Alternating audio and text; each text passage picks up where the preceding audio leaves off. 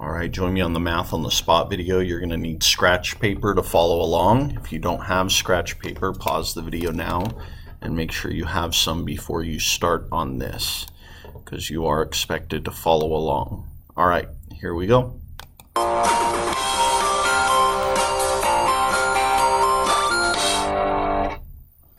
If you like math, and if you like sweetness, then you must try Burger Bees, honey for your health, for the mathematically inclined.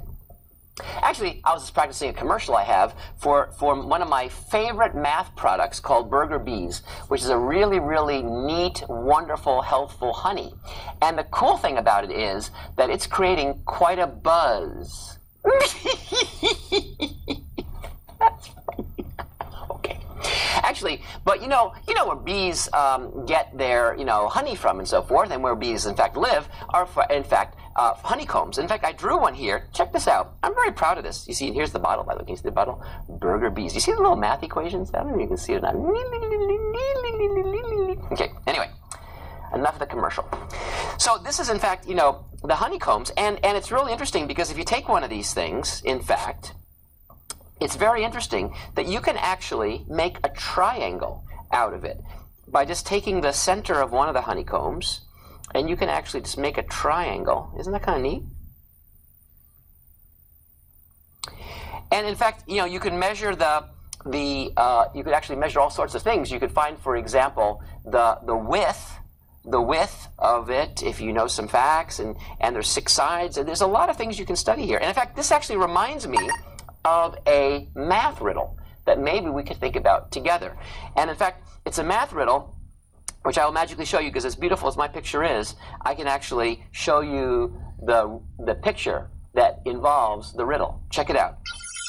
Bing! There we go. So there's the fancy picture. And so here we have it. So the diagram shows one honeycomb cell.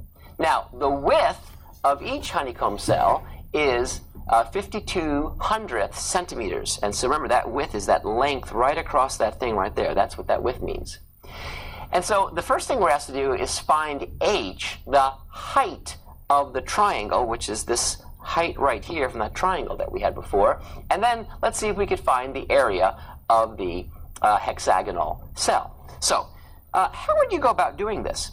Well, how would you find the area of this hexagonal cell? Well, the first thing that I notice is, hey, you know what? Actually, this is one triangle, but I can draw in a bunch of triangles. And all these triangles, in fact, all these triangles have the same area. Isn't this cool? And how many triangles are there? Well, there's 1, 2, 3, 4, 5, 6. So if I want to find the area of the hexagonal cell, all I could do is find the area of this one triangle and then multiply it by 6. Aha! So therefore, finding the area of this one triangle seems really valuable, and so I'm really happy that we're challenged to ask to find the height. Now remember, height just means the perpendicular distance from one of the vertices down to one of the bases here. So even though you have to kind of tilt your head to see it as height, we understand that height can go either way. Okay, so let's take a look at this and see if we can make some sense of it. So how would we find that height? Well, that height actually also appears on this triangle, which actually has the same dimensions as this triangle. So if this is h and this is h, then this whole thing would be 2h. But that whole thing, in fact, represents the width of the honeycomb cell. So the width of the honeycomb cell is, in fact, 2h, and that equals 52 hundredths. So let's actually write that down. So I could write down 2h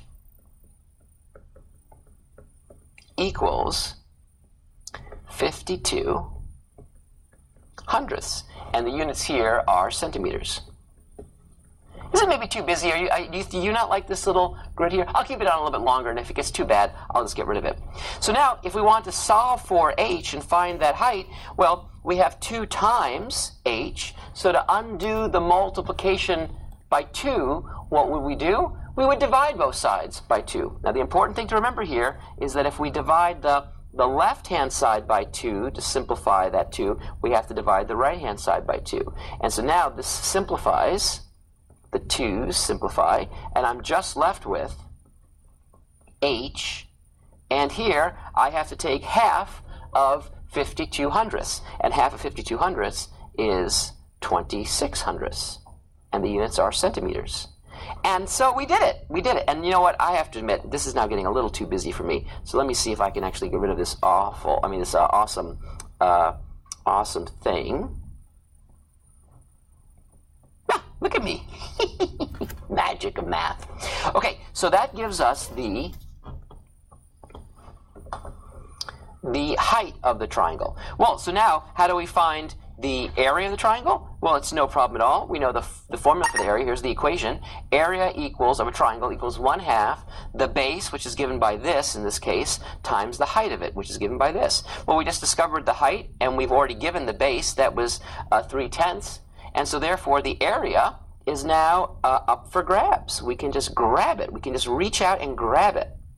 Area equals 1/2 times the base, which is 3/10, and those are actually centimeters, times the height, which we just figured out to be 26 hundredths centimeters. And so centimeters times centimeters, in fact, are centimeters squared. So there's the correct unit for area.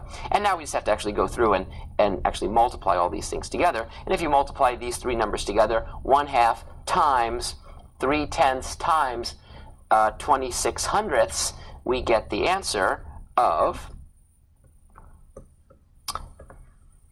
I'll tell you what it is, it's 39 thousandths. Love talking the math. Or if you want to, you could say 0.039. Anyway, that's the area. Now, here is a mistake. Are you ready for a mistake? We are done. We got the answer. Turns out that's wrong. This is not the answer to the question. We found out the height, yes, and we found out the area, yes, but in fact we're wrong. Surprise. Why is this wrong? Well, it's wrong because we actually found the area of just one triangle.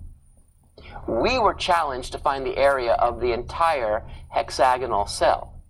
And so how do we have to do that? Well, if we know the area of one triangle, and all these triangles have the same area, remember 1, 2, 3, 4, 5, 6. 6 of those triangles make up the honeycomb cell. What I have to do to get the area that I want is we have to multiply by 6.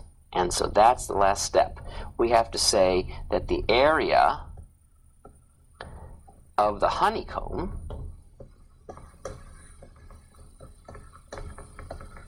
equals 6 times the area of each of these little teeny triangles. And that equals, if you actually perform that multiplication, we get 234 thousandths centimeters squared, or 0.234 centimeters squared. And that is, in fact, the correct answer. And so that is the answer that we can report. And we see that, in fact, we found exactly what we wanted to. It's so easy in a challenge that has many, many parts and requires us to think about things and put pieces together and so forth, to actually kind of lose our focus and actually say a correct statement, but that's actually the wrong answer to the original question. We have to make sure we answer the original question. In this case, we have to take this wonderful area for the triangle and multiply it by 6 in order to get the actual answer we want. And by the way, in case you missed that beautiful honeycomb shape I had there, which inspired all this, don't worry, I'll bring it right back. You see, math is all around us, and we can see geometry all around us, And the cool thing that we're seeing now is not only can we now see the geometry, but now we have ways of measuring the geometry. In particular, we can find areas of shapes. Have fun looking at the areas of shapes around you, and I'll see you soon. All right, thanks for watching, and I'll see you on the next one.